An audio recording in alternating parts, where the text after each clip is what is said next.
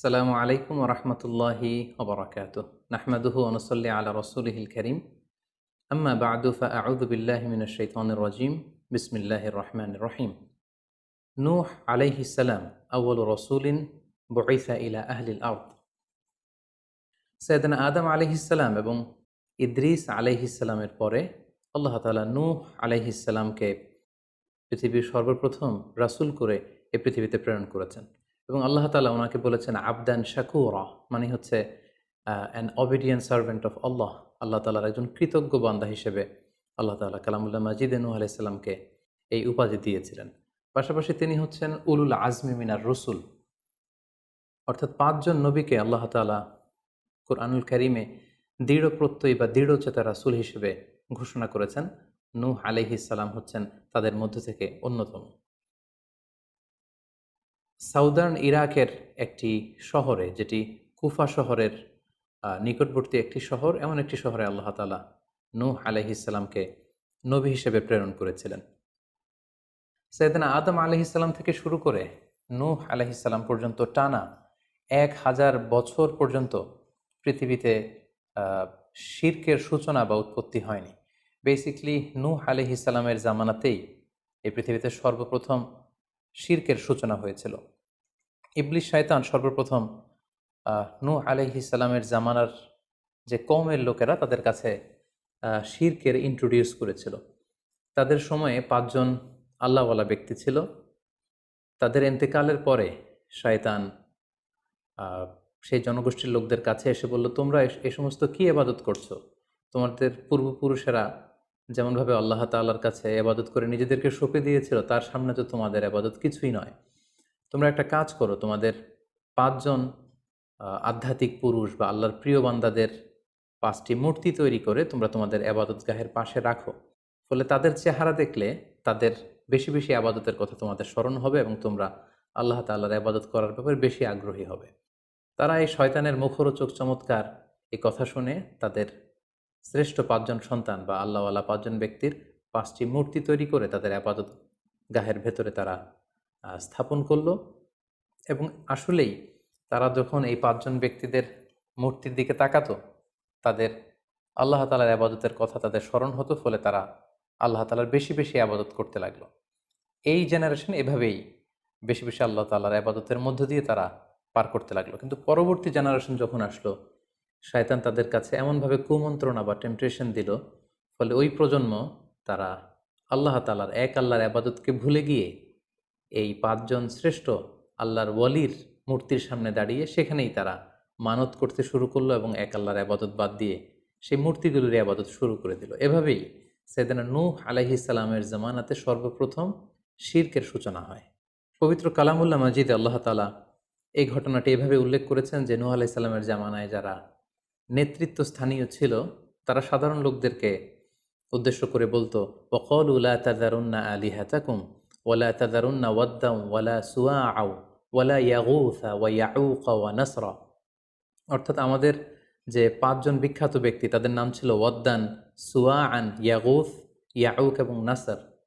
তোমরা এদের ইবাদত ছেড়ে দিও না, বরং তোমরা এদের উপাসনা করতে থাকো। ফলে এই আয়াতও প্রমাণ করে যে নূহ আলাইহিস সালামের জামানাতে সর্বপ্রথম শিরকের উৎপত্তি হয়েছিল। কিন্তু নূহ আলাইহিস সালাম তার জাতিগোষ্ঠীর কাছে এক আল্লাহর দাওয়াত দিয়ে যেতে লাগলেন। তিনি বলতে আরম্ভ করলেন, ইয়া কওমি আবুদুল্লাহ মা লাকুম মিন ইলাহিন গায়রুহু আফালা তাত্তাকুন। হে আমার জাতিগোষ্ঠীর লোকেরা, হে আমার জনগোষ্ঠীর লোকেরা, তোমাদের কি হলো? তোমরা কেন এক আল্লাহর ইবাদত করছো না? তোমরা কি আল্লাহকে ভয় পাও না? এবং তিনি বললেন যে আল্লাহ তাআলা আমাকে তার বাণীবাহক হিসেবে, প্রেরিত রাসূল হিসেবে তোমাদের কাছে পাঠিয়েছেন। এই যে আমি তোমাদেরকে তাওহীদের বা এক আল্লাহর ইবাদতের দিকে দাওয়াত দিচ্ছি, এজন্য তো আমি কোনো পারিশ্রমিক তোমাদের কাছে চাচ্ছি না, বরং তোমরা যেভাবে শিরক করে যাচ্ছ, এক আল্লাহ ছাড়া মূর্তির পূজা করে যাচ্ছ, ইন্নী আখাফু আলাইকুম আযাব ইয়াউমিন আযীম, আমি তোমাদের উপর কঠিনতম আযাব আসার আশঙ্কা করছি। সো তোমরা শিরক ছেড়ে দিয়ে, মূর্তি পূজা ছেড়ে দিয়ে, পৌত্তলিকতা ছেড়ে দিয়ে এক আল্লাহ তাআলার ইবাদতের দিকে ফিরে আসো। নূহ আলাইহিস সালাম যখন তার জাতিগোষ্ঠীর লোকদের কাছে তাওহীদের দাওয়াত বা এক আল্লাহর ইবাদতের দাওয়াত দেয়া শুরু করলেন, তার জাতির লোকেরা, তার কওমের লোকেরা নানা ধরনের টাল বাহানা, অজুহাত এবং বিভিন্ন ধরনের যুক্তি তারা স্থাপন করতে শুরু করলো। তাদের প্রথম যুক্তি ছিল যে, হে নূহ, কেন আমরা তোমার দাওয়াতে সাড়া দেব? কারণ সমাজের নিম্ন শ্রেণীর লোকেরা হচ্ছে তোমার অনুসারী। আরাযিলুনা বাদিয়ার রাই ওমা নারাকা ইত্তাবাআকা ইল্লাল্লাযীনা হুম আরাযিলুনা বাদিয়ার রাই। কারণ আমরা দেখতে পাচ্ছি সমাজের লো ক্লাসের যারা লোকজন, নিম্ন শ্রেণীর লোকজন, নিম্ন পেশার লোকজন, এরাই হচ্ছে তোমার ফলোয়ার। তোমরা আগে এই সমস্ত লোকদেরকে তোমার আশেপাশ থেকে সরাও, তখন আমরা তোমার এ দাওয়াতকে গ্রহণ করব।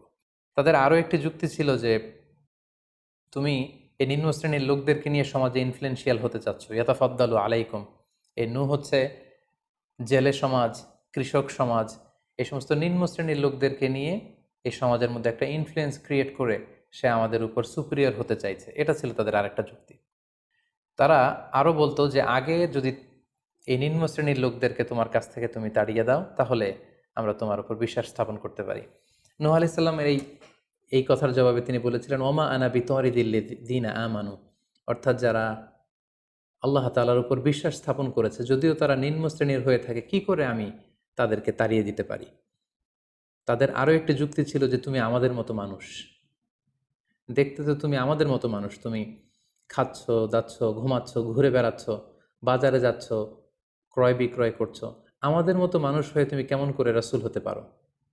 তুমি যে রাসূল, কি করে আমরা বিশ্বাস করব? কেন আকাশ থেকে ফেরেশতারা এসে বলে দিয়ে যায় না যে তুমি রাসূল? তাহলে তো আমরা ফেরেশতাদেরকে দেখলে আমরা আস্থা পেতে পারি এবং নিশ্চিত হতে পারি যে আসলেই তুমি আল্লাহর পাঠানো রাসূল। এবং তারা পাশাপাশি আরও বলতো যে, আমাদের পূর্বপুরুষরা তো এই সমস্ত মূর্তিরই পূজা করেছে, তাহলে কি তুমি বলতে চাইছো এরা ভ্রান্ত ছিল? সর্বশেষে তারা বলতে আরম্ভ করলো যে, নূহ, তুমি হচ্ছ মিথ্যাবাদী, পাগল এবং ভ্রান্ত, আমরা আমাদের অবস্থানে অটল থাকব। এভাবে সাইয়েদনা নূহ আলাইহিস সালামের তাওহীদের যে দাওয়াত তিনি তার সমাজে ছড়িয়ে দিচ্ছিলেন, তারা ডিরেক্টলি এই একত্ববাদের দাওয়াতকে তারা প্রত্যাখ্যান করলো, রিজেক্ট করলো। কিন্তু নূহ আলাইহিস সালাম তিনি হাল ছাড়েননি। তিনি টানা ৯৫০ বছর তার জাতিগোষ্ঠীর লোকদের কাছে তিনি এক আল্লাহর দাওয়াত দিয়ে যেতে লাগলেন। কালামুল্লাহ মাজিদ আমাদেরকে জানাচ্ছে, ওয়ালাকাদ আরসালনা নূহান ইলা কওমিহি ফালাবিসা ফীহিম আলফা সানাতিন ইল্লা ৫০ আমা। তিনি ১ বছর, ২ বছর, ১০ বছর, ২০ বছর নয়, টানা ৯৫০ বছর তিনি লাগাতার কন্টিনিউয়াসলি তার কওমের লোকদের কাছে তিনি এই তাওহীদের দাওয়াত দিয়ে যেতে লাগলেন। এবং তিনি দিন রাতকে এক করে টায়ারলেসলি, রেস্টলেসলি তিনি তার জাতিগোষ্ঠীর কাছে এই একই দাওয়াত দিতে লাগলেন। তিনি বলছেন যে, রব্বি ইন্নী দাআউতু কওমি লাইলা ওয়া নাহারা। হে আল্লাহ, দিন রাত তো আমি চেষ্টা করে গেলাম, তাদেরকে তাওহীদের দাওয়াত দিলাম, কিন্তু তারা আমার কথা শুনছে না। ওয়া ইন্নী কুল্লামা দাআউতুহুম লিতাগফিরা লাহুম জাআলু আসাবিআহুম ফি আযানিহিম। এর মানে হচ্ছে, আল্লাহ, আমি যখনই তাদেরকে দাওয়াত দিতাম, তারা তাদের আঙ্গুলগুলো তাদের কানের ভেতরে ঢুকিয়ে রাখতো, যাতে করে আমার তাওহীদের কথা তাদের শুনতে না হয়। এবং ওয়াস্তাগশাউ সিয়াবাহুম ওয়া আসররু ওয়াস্তাকবারু ইস্তিকবারা। তারা আমাকে দেখলেই চাদর দিয়ে তাদের মুখ পেঁচিয়ে রাখতো, যাতে করে আমার কথাগুলো তারা শুনতে না পায়। সুম্মা ইন্নী দাআউতুহুম জিহারা। আমি, নূহ আলাইহিস সালাম বললেন, আল্লাহ, আমি দাওয়াতি কাজ করার কোনো মাধ্যমই তো বাকি রাখিনি। আমি প্রথমে পার্সন টু পার্সন আমি প্রাইভেটলি দাওয়াত দিতাম। এটা যখন তারা অস্বীকার করলো, আমি তখন পাবলিক দাওয়াত দেওয়া শুরু করলাম। আমি তাদের বড় গ্যাদারিংসে, বিভিন্ন ফেস্টিভ্যালে যে তাদেরকে এই দাওয়াতের কথা শোনালাম, কিন্তু তারা প্রত্যাখ্যান করেছে। সুম্মা ইন্নী আ'লানতু লাহুম ওয়া আসরারতু লাহুম ইসরারা। অর্থাৎ এই আয়াত থেকে বোঝা যাচ্ছে যে, নূহ আলাইহিস সালাম দাওয়াত দেয়ার বা বাণী বাহকের যে কাজ, এই গুরুদায়িত্ব পালনে কোনো ধরনের প্রক্রিয়া তিনি বাদ রাখেননি। তিনি দিনে রাতে, তিনি প্রাইভেটলি, তিনি পাবলিকলি, তিনি উৎসাহ প্রদানের মাধ্যমে, জান্নাতের সুসংবাদ দেওয়ার মাধ্যমে, কিংবা জাহান্নামের ভয় দেখানোর মাধ্যমে নানাভাবে তার জাতিগোষ্ঠীর কাছে আখেরাতের কথা, আখেরাতে আল্লাহ তাআলার সুপ্রিম কোর্টের কাঠগড়ায় দাঁড়িয়ে জবাবদিহিতার কথা, এক আল্লাহর একত্ববাদের কথা, এ দাওয়াতগুলো তিনি দিয়ে গিয়েছেন। কিন্তু অধিকাংশ ক্ষেত্রেই এবং অধিকাংশ লোকগুলোই নূহ আলাইহিস সালামের এই তাওহীদের দাওয়াতকে প্রত্যাখ্যান করেছিল এবং রিজেক্ট করেছিল। এভাবে নূহ আলাইহিস সালাম যখন দাওয়াত দিয়ে যেতে লাগলেন, তার কওমের লোকদের মধ্য থেকে ফাইনাল যে রেসপন্সটি এসেছিল সেটি হচ্ছে, ক্বালু লাইন লাম তানতাহি ইয়া নূহ লাতাকুনান্না মিনাল মারজুমিন। হে নূহ, অনেক হয়েছে, এবার তুমি থামো, তুমি যদি এই দাওয়াত দেয়া বন্ধ না করো তাহলে আমরা তোমাকে স্টোনিং করে, পাথর মেরে, প্রস্তর নিক্ষেপ করে দুনিয়া থেকে বিদায় করে দিব। এবং তারা এও বলল যে ক্বালু ইয়া নূহ ক্বাদ জাদালতানা ফাআকসারতা জিদালানা, অনেক হয়েছে, তুমি অনেক আর্গুমেন্ট আমাদের সাথে দিয়েছো, অনেক তর্ক বিতর্ক তোমার সাথে হয়েছে, এবার থামো। ফাআতিনা বিমা তাইদুনা ইন কুনতা মিনাস সাদিকিন, তুমি যে আযাবের ভয় দেখাচ্ছ পারলে সেটা দেখাও। তুমি আমাদেরকে বলছো যে আমরা যদি এক আল্লাহর ইবাদত না করি, আমরা যদি পৌত্তলিকতা না ছাড়ি, তাহলে আল্লাহ তাআলা আযাব দিয়ে আমাদেরকে ধ্বংস করে দিবে।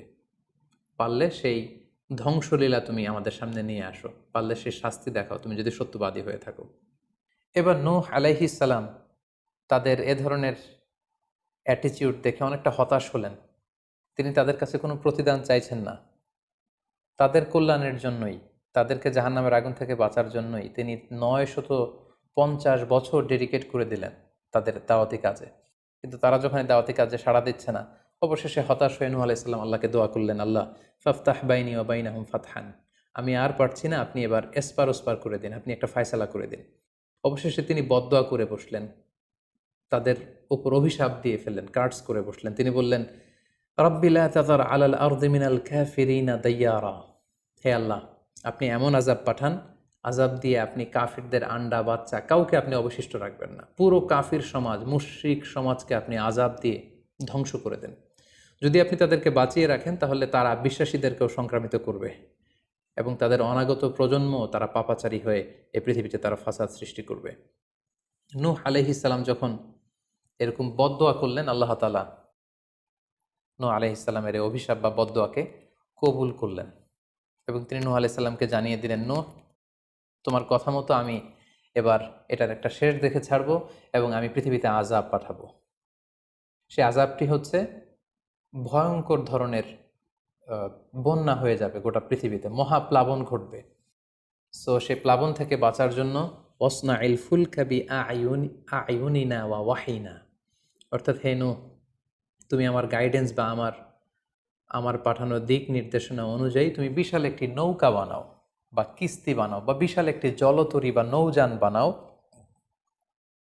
যাতে করে এই মহাপ্লাবন থেকে বাঁচার জন্য তুমি বিশ্বাসীদেরকে নিয়ে এই নৌযানে, এই কিস্তিতে, এই জাহাজে বা এই জলতরীতে, এই নৌকাতে তোমরা আশ্রয় নিতে পারো। আল্লাহ তাআলার পক্ষ থেকে এই আদেশ যখন আসলো, সাইয়েদনা নূহ আলাইহিস সালাম বিশ্বাসীদেরকে নিয়ে বিশাল এক জলতরী বা নৌকা বা বিশাল এক জাহাজ তিনি তৈরি করলেন। নূহ আলাইহিস সালামের কওমের মুশরিক লোকেরা যখন এই জাহাজ বা নৌকা বানাতে দেখলো, তারা হাসাহাসি শুরু করে দিল। কোরআন বলছে, ওয়া কুল্লামা মাররা আলাইহি মালাউম মিন কওমিহি সাখিরু মিন, তারা যখনই নৌকা বানানো, এই কিস্তি বানানো, এই বিশাল জলতরী বানাতে দেখলো, তারা ঠাট্টা বিদ্রুপ করলো। তারা বলল, নূহ, এই মরুভূমির মাঝখানে কোথায় তুমি এই নৌকা চড়াবে? তোমরা যেহেতু নৌকা বানাচ্ছ, পারলে একটা সাগরও বানিয়ে নাও, যাতে করে তোমাদের এই নৌকাকে, এই জাহাজকে তোমরা ভাসাতে পারো। সাইয়েদনা নূহ আলাইহিস সালাম এবং বিশ্বাসীরা আল্লাহ তাআলার উপর অটল থেকে আল্লাহ তাআলার দেয়া দিক নির্দেশনা অনুযায়ী তারা বিশাল নৌকা তৈরি করে ফেললেন। এ পর্যায়ে আল্লাহ তাআলা নূহ আলাইহিস সালামকে জানালেন যে মহাপ্লাবনের জন্য নূহ তুমি অপেক্ষা করতে থাকো এবং এই প্লাবনটা হবে 40 দিন লম্বা, 40 days long, and the entire world will be drastically flooded. গোটা বিশ্বের এমন কোনো জায়গা থাকবে না, আনাচে কানাচে গোটা বিশ্বটা এই মহাপ্লাবনের আওতায় এসে পৃথিবীর সব প্রাণীগুলো মারা যাবে। সো তুমি কি করে বুঝবে যে আমি কখন এই মহাপ্লাবন পৃথিবীতে দিচ্ছি? সেটার একটা সাইন হচ্ছে, তুমি যখন চুলার ভেতর থেকে ফুরফুর করে, কলকল করে পানি বেরোতে দেখবে, তখনই বুঝবে যে সে টাইমটা চলে এসেছে। তখন তুমি হাত্তা ইদা জা আমরুনা বা ফারাত তান্নুর, চুলার ভেতর থেকে আগুনের পরবর্তীতে, আগুনের বিপরীতে পানি ছুটতে আরম্ভ করবে, তখনই বুঝবে যে সে সময়টা চলে এসেছে, মহাপ্লাবনের সময়টা একেবারে ঘনিয়ে এসেছে।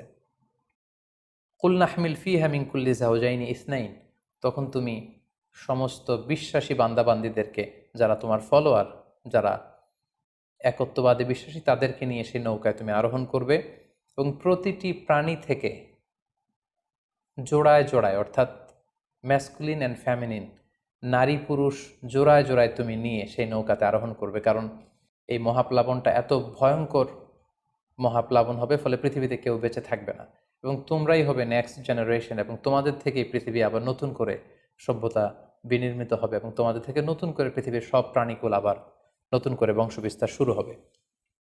আল্লাহ তাআলার এই গাইডেন্স অনুযায়ী নূহ আলাইহিস সালাম অপেক্ষা করতে লাগলেন যে কখন চুলার ভেতর থেকে কলকল করে পানি বেরোয়। হঠাৎ করে তিনি একদিন দেখতে পেলেন যে চুলার ভেতর থেকে পানি বেরোচ্ছে। তিনি সমস্ত বিশ্বাসীদেরকে নিয়ে এবং বিভিন্ন প্রাণীকুল থেকে জোড়ায় জোড়ায় নারী পুরুষ দুই ধরনের জেন্ডারকে একত্রিত করে নিয়ে তিনি আল্লাহ তাআলার নামে সেই নৌকার মধ্যে আরোহণ করলেন এবং আল্লাহ বললেন, ওয়াকাল আরকাবু ফিহা বিসমিল্লাহি মাজরেহা ওয়া মুরসাহা ইন্না রাব্বি লাগফুরুর রাহিম। আল্লাহ বললেন, তোমরা যখন আরোহণ করবে তোমরা আল্লাহর নামে আরোহণ করবে, অর্থাৎ বিসমিল্লাহ বলে আরোহণ করবে, কারণ তোমাদের এই নৌকার এই জাহাজের গতি এবং স্থিতি এটা হবে আল্লাহর নামে। এটার সেইলিং বা অ্যাঙ্করিং, এটার পানির উপরে ভেসে চলা এবং এটার নোঙর ভেরানো সবটাই হবে আল্লাহ তাআলার নামে। এবং আল্লাহ তাআলার আদেশ অনুযায়ী নূহ আলাইহিস সালাম সবাইকে নিয়ে সেই নৌকায় আশ্রয় নিলেন। কোরআন আমাদেরকে জানাচ্ছে, ওহিয়া তাজরি বিহিম ফি মাউজিন কাল জিবাল। গোটা বিশ্বব্যাপী এমন ভয়ঙ্করভাবে আকাশ থেকে ঝুম বৃষ্টি নাজিল হলো, জমিন তার ভেতরে থাকা পানিগুলোকে উপরে উদ্গীরণ করে দিতে লাগলো, উপর থেকে পানি নিচ থেকে পানি, ফলে গোটা বিশ্বে এক মহাপ্লাবনের পরিস্থিতি তৈরি হলো।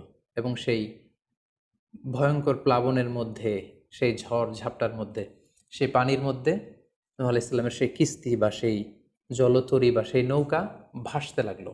কোরআন বলছে যে ফি মাউজিন কাল জিবাল, বিশাল পাহাড় সম ঢেউয়ের মধ্যে নূহ আলাইহিস সালামের তরী আল্লাহর নামে ভাসতে আরম্ভ করলো এবং আল্লাহর নামে নূহ আলাইহিস সালাম সেই তরী ভাসিয়ে দিলেন।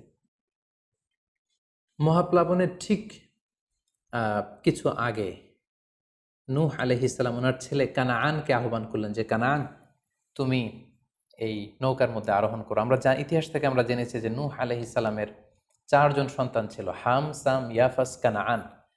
এই 4 জন সন্তানের মধ্যে 3 জনই ঈমান এনেছিল, শুধু কানাআন ছাড়া। নূহ আলাইহিস সালাম কানাআনকে বললেন, কানাআন ইয়া বুনাইয়া ইরকাব মাআনা, হে আমার প্রিয় সন্তান, তুমি নৌকায় ওঠো, আল্লাহর কাছে তওবা করো। কিন্তু কানাআন নূহ আলাইহিস সালামের এই আহ্বানের প্রত্যুত্তরে তিনি বলেছিলেন, আমি নৌকায় উঠবো না, সাআউই ইলা জাবালিন ইয়াসিমুনি মিনাল মা, আমি পাহাড়ের চূড়ায় যেয়ে দাঁড়াবো, পাহাড় আমাকে পানি থেকে বাঁচাবে, কারণ এই বন্যার পানি তো পাহাড় পর্যন্ত পৌঁছতে পারবে না। নূহ আলাইহিস সালাম বললেন, ক্বালা লা আসিমাল ইয়াউমা মিন আমরিল্লাহ ইল্লা মার রাহিম, হে কানাআন, আজকে আল্লাহর এই গজব থেকে, এই আযাব থেকে, এই মহাপ্লাবন থেকে বাঁচানোর কেউ নাই, কেউ তোমাকে বাঁচাতে পারবে না। পাহাড় তোমাকে আজকে সুরক্ষা দিতে পারবে না, বাঁচাতে পারবে না, আজকে বাঁচানোর কেউ নেই, তুমি তাড়াতাড়ি উঠে আসো এখানে। কিন্তু নূহ আলাইহিস সালামের ছেলে কানাআন অস্বীকৃতি জ্ঞাপন করলো। কোরআন বলছে, ওয়াহালা বাইনাহুমাল মাউজু ফাকানা মিনাল মুগরাকিন, বাবা আর ছেলের মধ্যে যখন এ ধরনের কথা চলছিল, হঠাৎ করে বিশাল এক সাগরের ঢেউয়ের ধাক্কা এসে নূহ আলাইহিস সালামের সন্তান কানাআনকে পানির মধ্যে ডুবিয়ে দিল। তাহলে এই আয়াত থেকে বুঝলাম কানাআন যারা ডুবে গিয়েছিল তাদের অন্তর্ভুক্ত হয়েছিল। এবং মজার ব্যাপার হচ্ছে, নূহ আলাইহিস সালামের স্ত্রীও এই মহাপ্লাবন থেকে বাঁচতে পারেনি। সেও ঈমান না আনার কারণে যারা ধ্বংস হয়েছিল, যাদের সলিল সমাধি হয়েছিল মহাপ্লাবনের পানির মধ্যে, নূহ আলাইহিস সালামের স্ত্রীও সেখানে নিহত হয়েছেন। এখন একটি প্রশ্ন এসে দাঁড়ায়, সেটি হচ্ছে যে এটা কি একটা গ্লোবাল ডিজাস্টার ছিল কিনা? এটা কি ইরাকের সেই সাউদার্ন পার্টেই শুধু এই বন্যাটা হয়েছিল, না গোটা বিশ্বব্যাপী হয়েছিল? এ নিয়ে ঐতিহাসিকদের মধ্যে অনেক ধরনের মতামত পাওয়া যায়। তবে একটা বড় সংখ্যক ঐতিহাসিক মুআররিখুন তারা বলেছেন যে ইট ওয়াজ এ গ্লোবাল ডিজাস্টার। এই ফ্লাড, এই বন্যাটা ছিল গোটা বিশ্বব্যাপী। কারণ আল্লাহ তাআলা কোরআনে বলেছেন, নূহ আলাইহিস সালামের বদদুয়ার কথা বলেছেন। নূহ আলাইহিস সালাম বলেছেন যে, রব্বি লা তাযার আলাল আরদি মিনাল কাফিরিনা দাইয়ারা, হে আল্লাহ, এই জমিনে একজন কাফিরকেও আপনি বাঁচিয়ে রাখবেন না। সো এই আর্থ শব্দটা প্রমাণ করে তিনি গোটা বিশ্বের দিকে ইঙ্গিত করেছেন। এবং আল্লাহ যখন জমিনকে ইঙ্গিত করেছেন, ইয়া আরদুবলাই, হে পানি তুমি নিচের দিকে চলে যাও, ফলে এই আর্থ দ্বারা বোঝা যাচ্ছে যে শুধু ইরাকের সেই সাউদার্ন ইরাকের কুফা শহরের পাশেই এই বন্যাটা লিমিটেড বা সীমিত ছিল না, বরং এই ডিজাস্টারটা ছিল একটা গ্লোবাল ডিজাস্টার। গোটা বিশ্বব্যাপী মহাপ্লাবনের পানিতে গোটা বিশ্বের সব সয়লাভ হয়ে গিয়েছিল।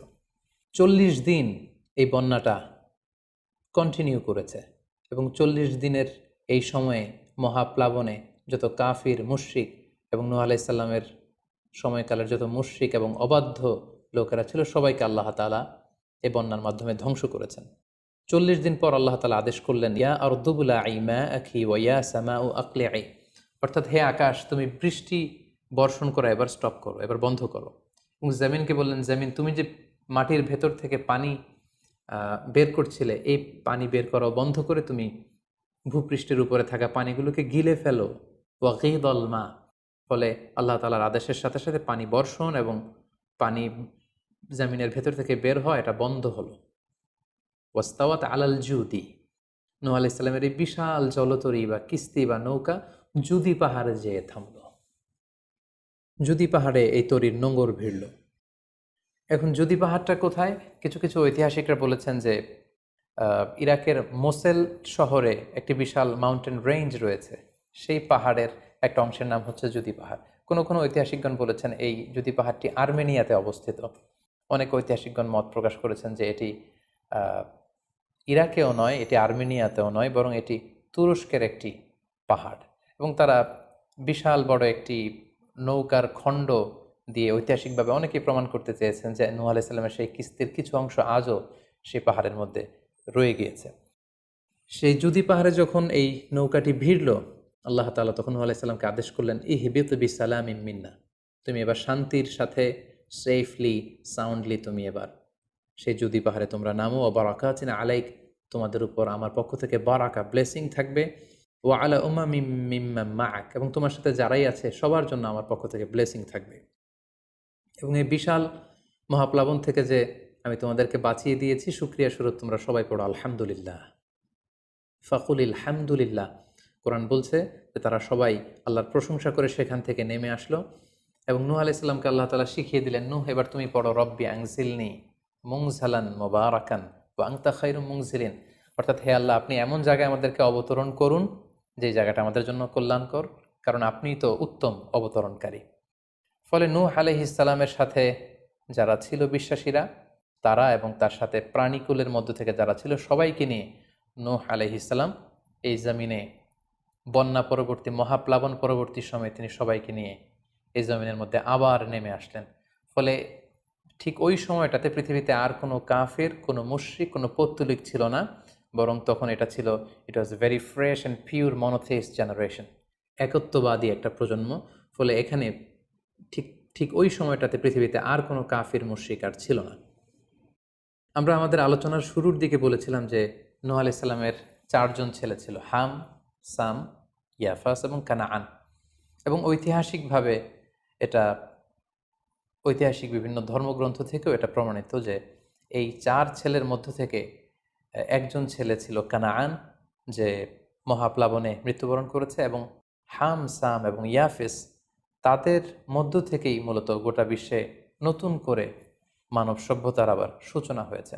নূহ আলাইহিস সালামের ছেলে হাম, তিনি আফ্রিকাতে তার পরিবার নিয়ে বসবাস শুরু করেন, এবং ওনার ছেলে সাম, যেখান থেকে সেমাইটিক শব্দটি আমরা বলে থাকি, ওনার ছেলে সাম তার আত্মীয় স্বজন এবং তার বংশধরদেরকে নিয়ে ধীরে ধীরে মধ্যপ্রাচ্য বা দূরপ্রাচ্যের এই এরিয়াতে পরবর্তীতে তারা বসবাস শুরু করেন। এবং ওনার ছেলে ইয়াফেস বর্তমান যে চীন বা তার আশেপাশের যে এরিয়াগুলো আছে সেখানে বসবাস শুরু করেন, এবং সেখান থেকেই মানব ইতিহাস আবার নতুন করে তার পথ চলা শুরু করলো, এবং গোটা বিশ্বে বাচ্চা রিজালান কাসীরা ওয়া নিসা, অনেক নারী পুরো গোটা বিশ্বে সেখান থেকে আবার ছড়িয়ে পড়তে আরম্ভ করলো। এভাবেই নূহ আলাইহিস সালাম একত্ববাদের দাওয়াত দিয়ে নিরলস প্রচেষ্টা করে ওনার জীবনকে তিনি অতিবাহিত করেছেন। সাইয়েদনা নূহ আলাইহিস সালাম ওনার ইন্তেকালের পরে ওনাকে কোথায় কবর দেওয়া হয়েছে এ নিয়ে 2টি মত পাওয়া যায়। প্রথম মত অনুযায়ী ওনাকে মক্কাতে কবরস্থ করা হয়েছে, আরেকটি মত অনুযায়ী লেবাননের কার্ক নামে একটি এরিয়াতে জাবালে দীর, সেই দীর মাউন্টেনের পাশে সাইয়েদনা নূহ আলাইহিস সালামকে কবরস্থ করা হয়েছে। সম্মানিত শুধু এই ছিল নূহ আলাইহিস সালামের সংক্ষিপ্ত, বর্ণাঢ্য এবং সংগ্রামী জীবন কাহিনী।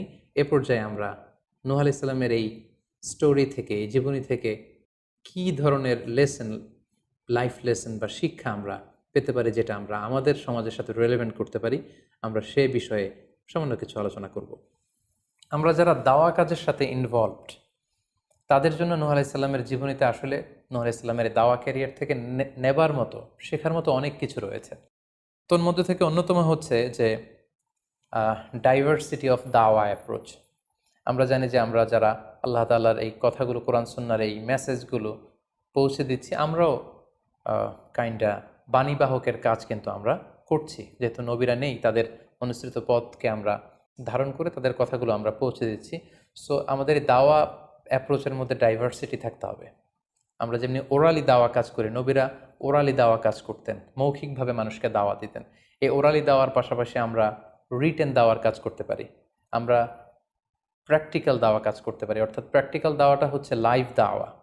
আমার কথা দেখে, আমার আচরণ দেখে, আমার ডিলিংস দেখে মানুষ ইসলামের সৌন্দর্যের প্রতি আকৃষ্ট হবে, এবং এটা খুবই ফলপ্রসূ একটা দাওয়া সিস্টেম। সো আমরা যদি নূহ আলাইহিস সালামের জীবনের দিকে তাকাই, তাহলে দেখব উনি অনেকভাবে এই দাওয়া কাজ করেছেন। উনি প্রথম পার্সন টু পার্সন টার্গেট করে তাকে একা একা বোঝাতেন। এটা যখন কাজ না করতো, প্রাইভেট দাওয়া থেকে উনি পরে সুইচ করলেন পাবলিক দাওয়াতে। কোরআন আমাদেরকে জানিয়েছে যে তার কওমের বিভিন্ন ফেস্টিভ্যালগুলোতে, সেখানকার বিভিন্ন পাবলিক গ্যাদারিংসগুলোতে, সেখানকার বিভিন্ন ক্লাবগুলোতে তিনি যে এক আল্লাহর দাওয়া তিনি সেখানে পেশ করেছেন। পাশাপাশি নূহ আলাইহিস সালাম তার সময়ের সম্ভ্রান্ত ব্যক্তিবর্গ যারা, তাদেরকে স্পেশালি তিনি দাওয়া কাজের আওতায় নিয়ে এসেছেন। এলিট সোসাইটি যারা, আমরা যদি আল্লাহ রাসূল সাল্লাল্লাহু আলাইহি ওয়াসাল্লামের দাওয়া অ্যাক্টিভিটির দিকে তাকাই, তাহলে দেখব যে উনিও কিন্তু সানাদিদে কোরাইশের যারা লিডার শ্রেণী ছিল, গণ্যমান্য ব্যক্তিবর্গ ছিল, তাদেরকে তিনি স্পেশালি দাওয়া কাজ করতেন তাদের সাথে। কারণ আমরা জানি যে একটা সমাজের লিডার যদি ইসলামের পথে আসে, ফলে তার যে লক্ষ লক্ষ ফলোয়ার থাকবে, তারাও তার দ্বারা ইনফ্লুয়েন্স হয়ে তারাও ইসলামের পথে চলে আসবে। এবং আল্লাহ রাসূল সাল্লাল্লাহু আলাইহি ওয়াসাল্লামের জীবনী তো আমরা দেখেছি যে কোনো গোষ্ঠীর বা কোনো কওমের বা কোনো ট্রাইবের গোত্র প্রধান যখন কালিমা পড়ে মুসলমান হয়েছে, তার দেখা দেখি গোত্রের সকল নারী পুরুষ তারাও মুসলমান হয়ে গেছে। দাওয়া কাজ আঞ্জাম দেওয়ার ক্ষেত্রে যারা এলিট সোসাইটি বা সমাজের গণ্যমান্য ব্যক্তিবর্গ যারা থাকবে, তাদেরকে দাওয়া দেওয়ার ক্ষেত্রে আমাদেরকে স্পেশাল এফোর্ট দিতে হবে। কারণ তাদেরকে যদি আমরা ইসলামের পক্ষে, সত্যের পক্ষে কনভিন্সড করতে পারি, ফলে তারা সমাজের আরও অনেক লোককে ইনফ্লুয়েন্স করে ইসলামের সুশীতল বাণীর ভেতরে নিয়ে আসতে পারবে। তো এর মানে এই নয় যারা নিম্ন শ্রেণীর বা যারা সমাজের মধ্যবিত্ত বা নিম্ন মধ্যবিত্ত যে ফ্যামিলিগুলো রয়েছে বা যে সমস্ত লোকজন রয়েছে, তাদেরকে আমরা গুরুত্ব দিব না, ব্যাপারটি এমন নয়। বরং নূহ আলাইহিস সালামের ঘটনা থেকে আমরা বুঝতে পারছি যে একটা হচ্ছে মাস পিপুলদের জন্য দাওয়া, আর একটি হচ্ছে যারা সমাজের উচ্চ শ্রেণী তাদের জন্য স্পেশালি কিছু টাইম স্পেন্ড করা, তাদেরকে আলাদাভাবে দাওয়া দেওয়া, এবং অথবা তাদের উপযোগী করে দাওয়া অ্যাক্টিভিটি তাদের কাছে যদি আমরা প্রেজেন্টেশন করতে পারি, তাহলে নিঃসন্দেহে তারাও ইসলামের সৌন্দর্যের দ্বারা আকৃষ্ট হবে। নূহ আলাইহিস সালামের এই জীবন কাহিনী থেকে আমরা আরও একটি বিষয় শিখতে পারি, সেটি হচ্ছে দাওয়া কাজে কখনো হতাশ হওয়া যাবে না, নিরাশ হওয়া যাবে না, এবং হাল ছাড়া যাবে না, বরং ভরসা রাখতে হবে আল্লাহর উপর। কারণ আমরা কয় বছর দাওয়া কাজ করে যাচ্ছি, আমরা কতটুকু এফোর্ট দিয়েছি, আমরা কতটুকু টাইম স্পেন্ড করেছি, আমরা কতটুকু স্যাক্রিফাইস করেছি। আমরা যদি নূহ আলাইহিস সালামের জীবনের দিকে তাকাই, তাহলে দেখব যে তিনি টানা 950 বছর টানা লাগাতার তিনি তার জাতিগোষ্ঠীর কাছে দাওয়াতি কাজ করেছেন, কিন্তু তিনি নিরাশ হননি, হতাশ হননি, হাল ছেড়ে দেননি, তিনি ভরসা রেখেছিলেন আল্লাহ তাআলার উপর। সো আমরা যারা দাওয়া কাজ করছি, আমরা ইনস্ট্যান্ট ফলাফলের জন্য যেন বসে না থাকি, আমরা আমাদের দায়িত্বটুকু পালন করব। নূহ আলাইহিস সালামের এই স্টোরি থেকে আমরা আরও একটি বিষয় শিখতে পারি, সেটা হচ্ছে আমাদের কাজ হচ্ছে ইফোর্ট দেয়া, বাট এটার কমপ্লিশন, এটার রেজাল্ট আসবে আল্লাহ তাআলার পক্ষ থেকে। আরবিতে বলা হয় যে আস-সা'য়ু মিন্না ওয়াল ইতমামু মিনাল্লাহ, প্রচেষ্টা করার মালিক আমরা, সফলতা দেওয়ার মালিক হচ্ছেন আল্লাহ।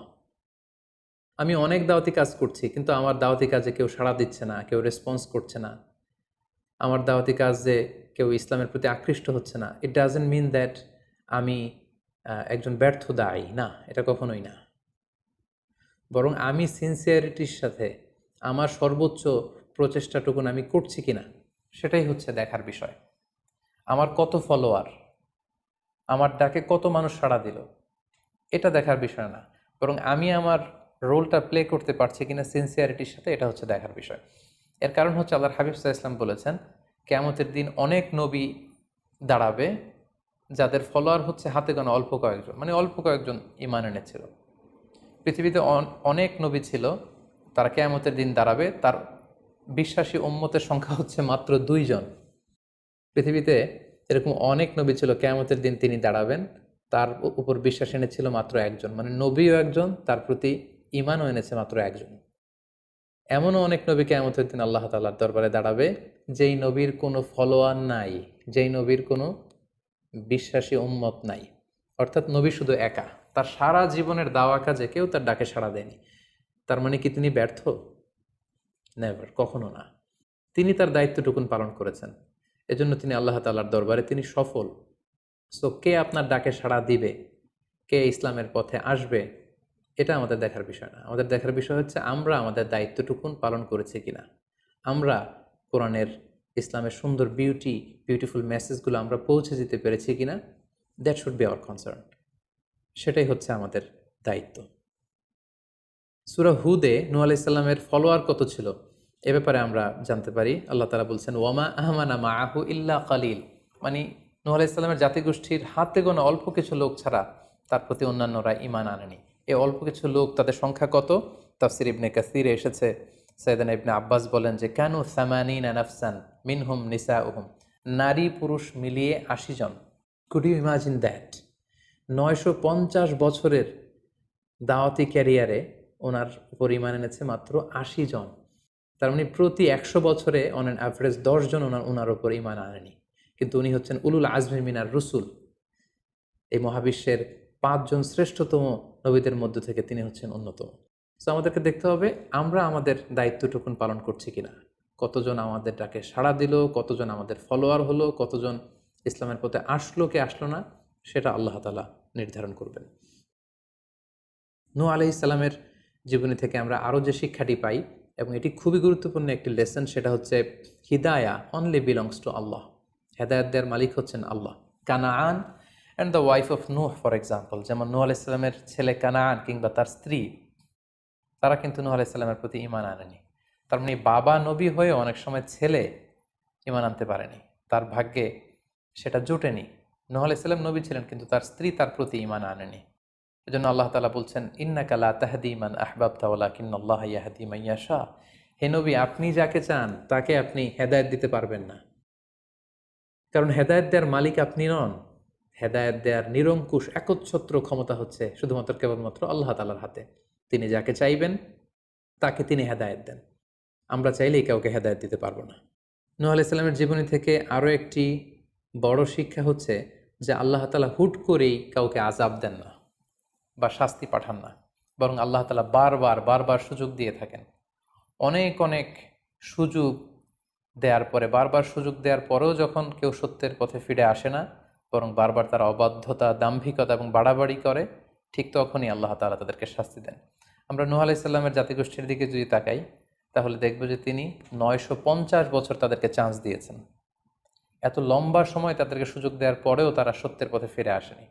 অতঃপর আল্লাহ তাআলা মহাপ্লাবন দিয়ে পুরো জাতিগোষ্ঠীকে ধ্বংস করে দিয়েছেন।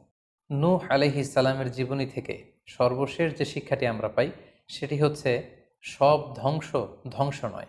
কিছু ধ্বংস আছে যেটা আবার নতুন করে সৃষ্টি করে, অর্থাৎ সৃষ্টির জন্য ধ্বংস।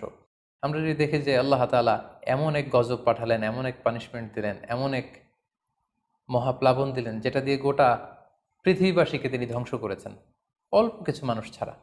কিন্তু আমরা যদি অন্য দিক থেকে খেয়াল করি, তাহলে দেখব যে এই ধ্বংসটি ধ্বংসের জন্য নয়, এই ধ্বংসটি ছিল নতুন করে সৃষ্টির জন্য। আমরা দেখি যে অনেক এলাকাতে অগ্নিকাণ্ড ঘটে, সেখানে হয়তো বেড়ার ঘর ছিল, টিনের ঘর ছিল, তো অগ্নিকাণ্ড ঘটার পরে সেখানে বিশাল করে বিল্ডিং তৈরি হয়। তার মানে সব ধ্বংসের জন্য নয়, কিছু ধ্বংস আছে সৃষ্টির জন্য। নূহ আলাইহিস সালামের ক্ষেত্রেও এই ধ্বংসের ব্যাপারটি ঠিক এমনই ঘটেছিল। এই ধ্বংসটা শুধু ধ্বংসের জন্য নয়, বরং কাফিরদেরকে, মুশরিকদেরকে ধ্বংস করে দিয়ে নতুন এক একত্ববাদী প্রজন্মের সূচনা যাতে পৃথিবীতে ঘটে, সেজন্য আল্লাহ তাআলা এই ধ্বংসের সূচনা করেছিলেন। আল্লাহ তাআলা আমাদের সবাইকে আম্বিয়া আলাইহিমুসসালামদের অনুসৃত পথে থেকে তাদের মত এবং পথকে বেছে নিয়ে সিরাতুল মুস্তাকিমে পরিচালিত হওয়ার তৌফিক দান করুক।